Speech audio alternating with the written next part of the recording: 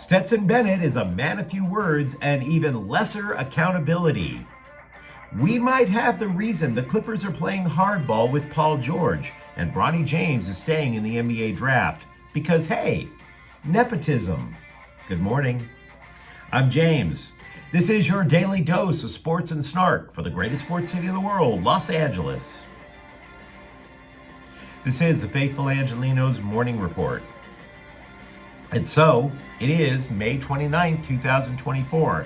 Still stuck in southern Illinois for a couple of days, which is a drag. What is not a drag is being in the know about LA sports. If you like being in the know, clickety-clack the like button. Clickety-clack the subscribe button. There's a notification bell. Hit that. It'll let you know when we drop new content. Sharing is caring. Let people know we exist. And by all means, comment. Now, before we go through the news and notes, look at the scoreboard. The Dodgers' 5-game losing streak is Finney because they swept a doubleheader in New York yesterday. Freddie Freeman homer drove in 3 runs. The Dodgers edged the Mets 5-2 in 10 innings. And the Dodgers then shut out the Mets in Game 2, 3-0. Gavin Stone goes 7 scoreless innings. Will Smith homered.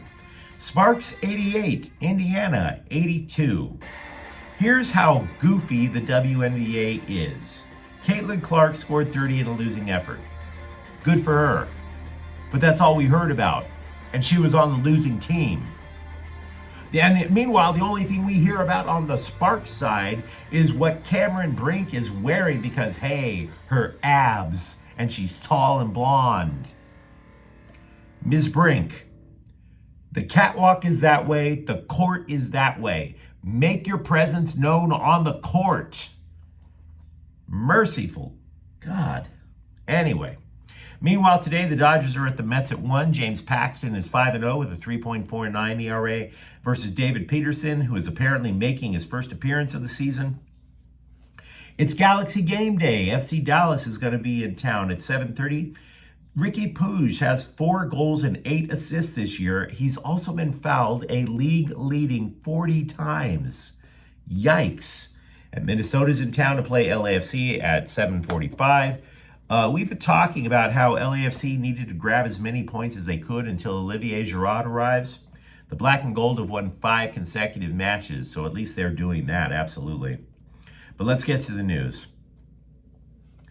When asked yesterday if mental health played a role in skipping out on his entire rookie year, Rams quarterback Stetson Bennett replied to ESPN, "Yeah, I'd say that," unquote.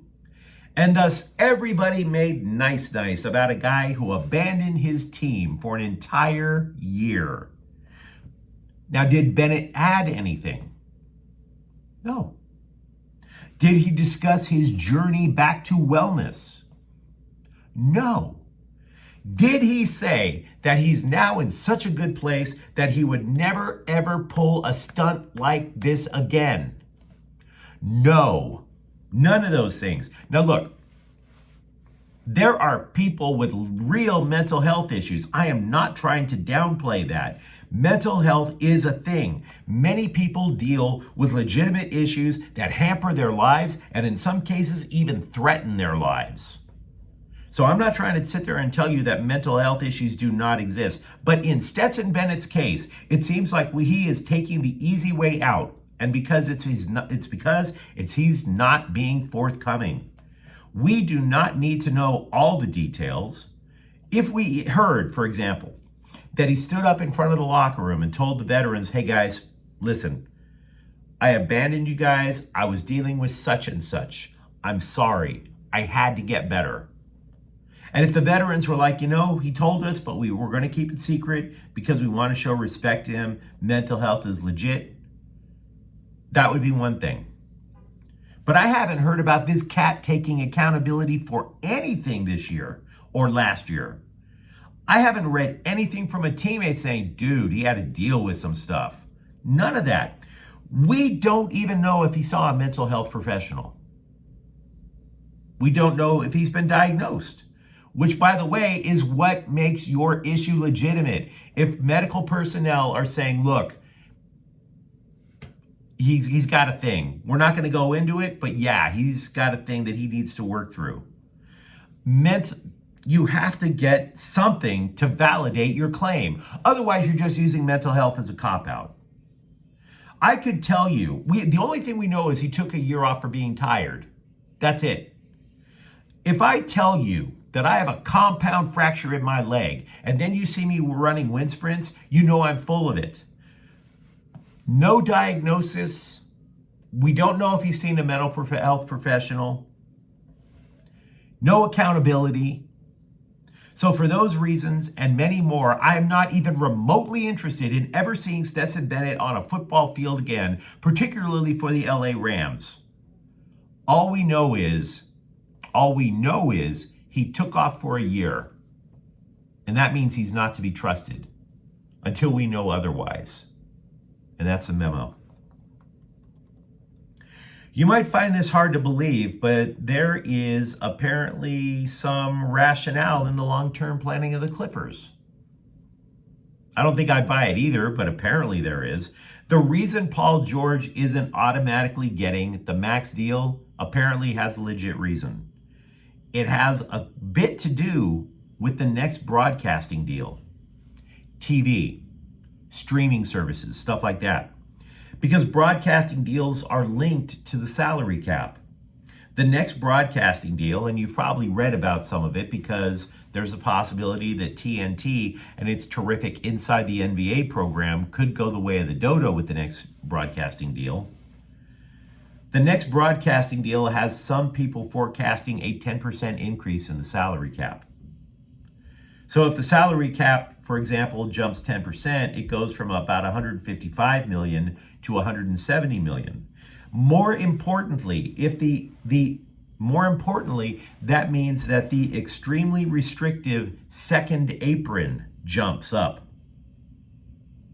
So if George, Leonard, and James Harden return, and they combine to earn about 150 million in, say, 2026, 2027, the Clippers would have about $80 million in flexibility to round out their supporting cast before they surpass that so-called second apron. The Clippers project to be over the second apron next season anyway if they re-sign both George and Harden. But Leonard, Norman Powell, and Kobe Brown are the only players that they have under contract beyond next season.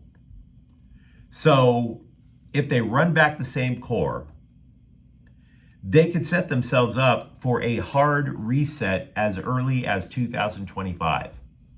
Next offseason, they could reset themselves. Even if they can't get out from the second apron by 25-26, the Clippers should be able to get under that second apron by 26-27. If the Clippers do re-sign both Harden and George and go over the second apron, well, next year, that's a problem. This upcoming year, they wouldn't have any mid-level exceptions in free agency. They would be extremely restricted in trades. You couldn't be able to match, combine two contracts for another player's one contract in a trade. You wouldn't be able to take back salary in a trade. They would be absolutely locked into their current core if Paul George takes the max and if the salary cap does not rise as much as they hope. So they're hoping for two things: a massive jump in the salary cap with a little bit of help from Paul George.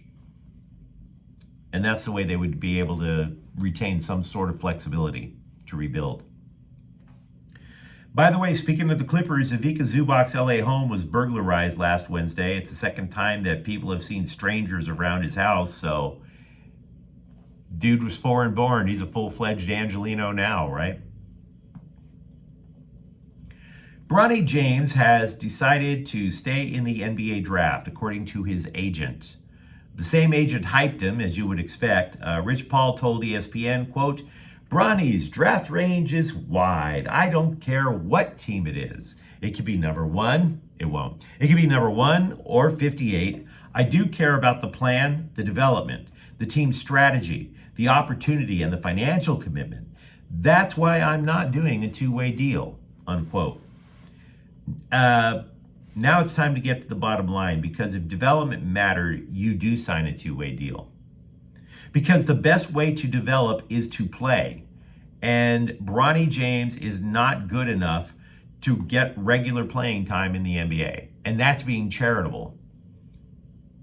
I realize agents are supposed to hype their clients, and everybody keeps saying that Bronny James is this nice young man.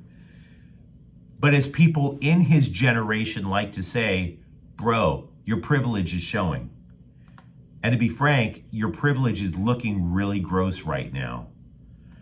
For example, Bronny James is being choosy about which teams to work out for. It's only going to be the Lakers and Phoenix.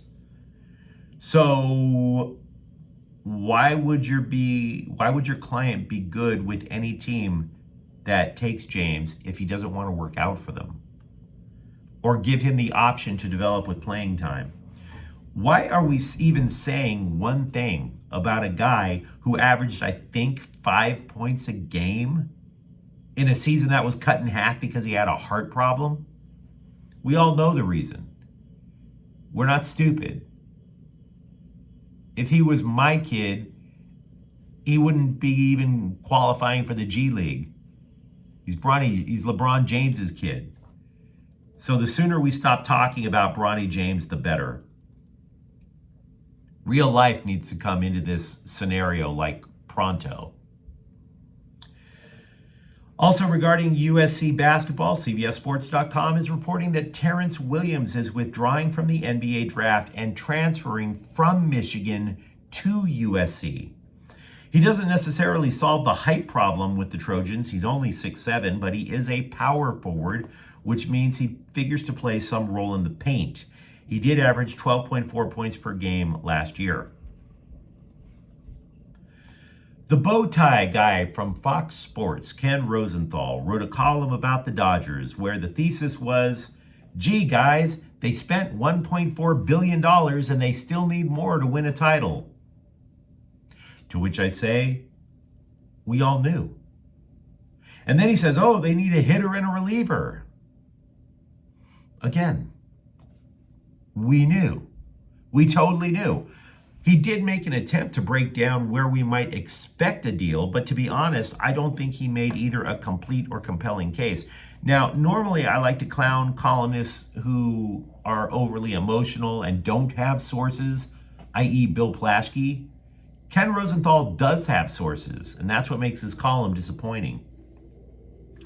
For one, he's thinking that the Dodgers will target middle infield, particularly shortstop. It's not because Mookie Betts isn't filling his end of the deal, but because Gavin Lux isn't turning into the feel-good comeback story we had hoped. I wouldn't go that far to suggest the Dodgers look to add a shortstop, because look, if they do start thinking shortstop, the internet is going to blow up with gossip about Milwaukee's Willy Adames or Toronto's Bo Bichette. The problem is not necessarily position. The problems are lineup spots 6 through 9. The top 5 are terrific. 6 through 9 is trash. So if anyone on the current roster, Jason Hayward, James Outman, Andy Pages, if any one of them course corrects, you could slot them at 6. Now you're looking at spots 7, 8, 9. You do not need a major name to fill in those gaps. You don't. You just need an upgrade. Somebody who could hit better than, 220. You could theoretically keep Betts at shortstop and then go out and find yourself a second baseman or a third baseman and then make your adjustments there. Remember, Max Muncy is currently injured. He wasn't exactly having an amazing year before his injury. So you're not necessarily looking for the big name at shortstop. You're looking for somebody competent at either second or third. That's not too hard to unearth. Taurean Prince says he wants to return to the Lakers next season. Now, I don't know how you're watching this show, but when I say Taurean Prince wants to return to the Lakers, please do not break your phone or tablet. They are expensive. The Lakers were lousy when he started. There's no doubt about that. Coming off the bench, though, he was actually quite effective. His minutes went down from starter to reserve from 30 to 22, but his shooting percentage skyrocketed as a result, including 42% from three-point range. You look back at the Lakers season, and honestly, you can talk about in-game decisions or God knows what, but it's really looking to me like the decision that cost Darvin Ham his job had everything to do with Prince starting over Rui Hachimura, because it impacted both players negatively. USC football has added a wide receiver, Charles Ross, a transfer from San Jose State. He played for Culver City High, but he's bounced around a little bit in college. He originally signed with Nevada, shifted over to San Jose. He caught 26 passes last year. You would have every reason to believe that the Kings front office has done a lot of things wrong over the last 2 years, but at least in terms of losing talent in free agency, they are not being gutted, which is a very tiny victory. Because in terms of losing trades, Rob Blake gutted himself and the Kings. But I digress. The Athletic posted their top 50 free agents. The only one from the Kings is defenseman Matt Roy at number 16. So it's not exactly a catastrophic loss in terms of off-season free agency. But you let me know what you think in the comments thread. Talk to me, for example. Do you buy what little Stetson Bennett is selling? Are you in the camp that believes Bronny James can actually play in the NBA? Or if you buy that the Clippers are thinking long-term with Paul George? And if you enjoyed the content, don't forget to subscribe to Faithful Angelenos. We're talking LA sports every single day here. Thank you for watching. I'm James. We'll be back tomorrow. Faithful Angelenos is a Quian Corte El Queso production. Take care.